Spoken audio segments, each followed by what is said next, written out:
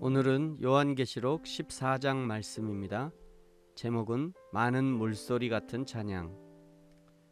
또 내가 보니 보라, 어린 양이 시온산에 섰고 그와 함께 14만 4천이 서 있는데 그들의 이마에는 어린 양의 이름과 그 아버지의 이름을 쓴 것이 있더라. 내가 하늘에서 나는 소리를 들으니 많은 물소리와도 같고 큰 우레소리와도 같은데 내가 들은 소리는 검은 것 타는 자들이 그 검은 고를 타는 것 같더라. 그들이 보좌 앞과 네 생물과 장로들 앞에서 새 노래를 부르니 땅에서 속량함을 받은 14만 4천 밖에는 능히 이 노래를 배울 자가 없더라. 이 사람들은 여자와 더불어 더럽히지 아니하고 순결한 자라. 어린 양이 어디로 인도하든지 따라가는 자며 사람 가운데에서 속량함을 받아 처음 익은 열매로 하나님과 어린 양에게 속한 자들이니 그 입에 거짓말이 없고 흠이 없는 자들이더라. 또 보니 다른 천사가 공중에 날아가는데 땅에 거주하는 자들 곧 모든 민족과 종족과 방언과 백성에게 전할 영원한 복음을 가졌더라. 그가 큰 음성으로 이르되 하나님을 두려워하며 그에게 영광을 돌리라. 이는 그의 심판의 시간이 이르렀음이니 하늘과 땅과 바다와 물들의 근원을 만드신 이를 경배하라 하더라. 또 다른 천사 곧 둘째가 그 뒤를 따라 말하되 무너졌도다 무너졌도다 큰 성 바벨론이여 모든 나라에게 그의 음행으로 말미암아 진노의 포도주를 먹이던 자로다 하더라. 또 다른 천사 곧 셋째가 그 뒤를 따라 큰 음성으로 이르되 만일 누구든지 짐승과 그의 우상에게 경배하고 이마에나 손에 표를 받으면 그도 하나님의 진노의 포도주를 마시리니 그 진노의 잔에 섞인 것이 없이 부은 포도주라. 거룩한 천사들 앞과 어린 양 앞에서 불과 유황으로 고난을 받으리니 그 고난의 연기가 세세토록 올라가리로다. 짐승과 그의 우상에게 경배하고 그의 이름표를 받는 자는 누구든지 밤낮 쉼을 얻지 못하리라 하더라. 성도들의 인내가 여기 있나니 그들은 하나님의 계명과 예수에 대한 믿음을 지키는 자니라.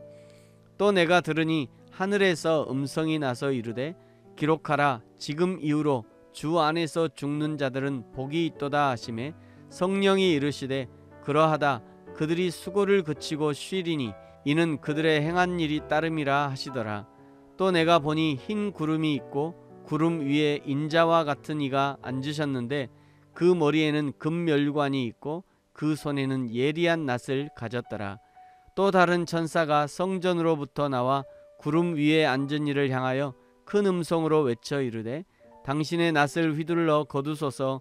땅의 곡식이 다 익어 거둘 때가 이르렀음이니이다 하니 구름 위에 앉으신 이가 낫을 땅에 휘두르매 땅의 곡식이 거두어지니라. 또 다른 천사가 하늘에 있는 성전에서 나오는데 역시 예리한 낫을 가졌더라. 또 불을 다스리는 다른 천사가 제단으로부터 나와 예리한 낫 가진 자를 향하여 큰 음성으로 불러 이르되 내 예리한 낫을 휘둘러 땅의 포도송이를 거두라. 그 포도가 익었느니라 하더라. 천사가 낫을 땅에 휘둘러 땅의 포도를 거두어 하나님의 진노의 큰 포도주 틀에 던지매 성 밖에서 그 틀이 밟히니 틀에서 피가 나서 말 굴레까지 닿았고 1600 스타디온에 퍼졌더라. 아멘. 요한계시록 11장 15절에서 7번째 나팔 소리가 울리면서 그때까지 예수를 믿었던 모든 사람들이 하나님 앞으로 휴거되는 역사들이 일어났고 요한계시록의 기록은 12장부터 14장까지 다시 과거로 돌아가 지금까지 어떤 과정을 통해 역사가 종말을 향해 가는지를 보여준다고 말씀드렸습니다. 14장 1절에 14만 4천에 구원받은 이스라엘 12지파가 서 있고 2절 많은 물소리와도 같고 우레소리와도 같은 찬양의 소리가 들립니다. 3절 4절을 보니 이 노래를 부르는 사람들은 구원받은 모든 사람들이 부르는 노래가 분명합니다. 5절에 그 입에는 거짓말이 없고 흠이 없는 자들이라고 말씀하시죠. 6절부터 천사들의 활동이 나옵니다. 천사들이 하는 일은 6절 복음을 전하고 7절 심판의 시간을 알리고 8절 바벨론의 멸망을 선포하고 9절에 우상 숭배에 대한 경고를 합니다.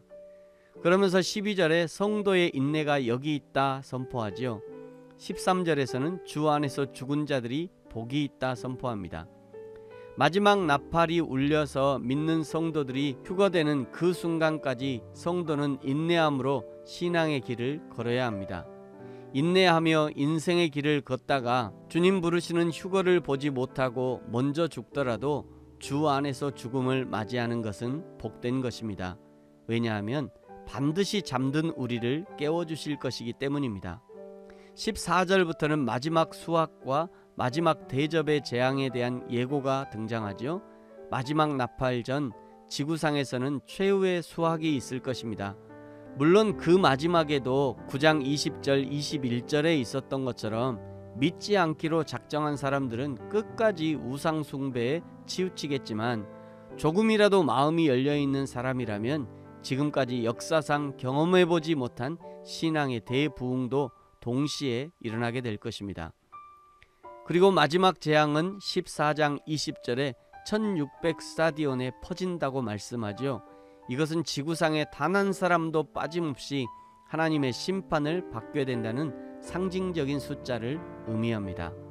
사랑하는 성도 여러분, 저와 여러분은 지금 지구 종말을 향해 가는 역사의 시간표 중에서도 기회라는 구간을 살아가고 있습니다.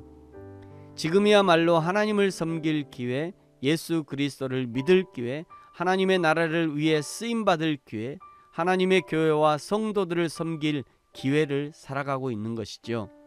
이 기회의 시간을 잘 살아감으로 하나님 앞에 잘했다 칭찬받고 주님 앞에 서는 날 상급의 면류관을 받는 저와 여러분이 되어지기를 예수님의 이름으로 축복합니다. 아멘. 기도하겠습니다. 하나님 아버지 감사합니다. 지구 종말의 시간표가 한치의 오차도 없이 흘러가는 중에 우리에게 기회라는 소중한 시간을 주셔서 감사합니다.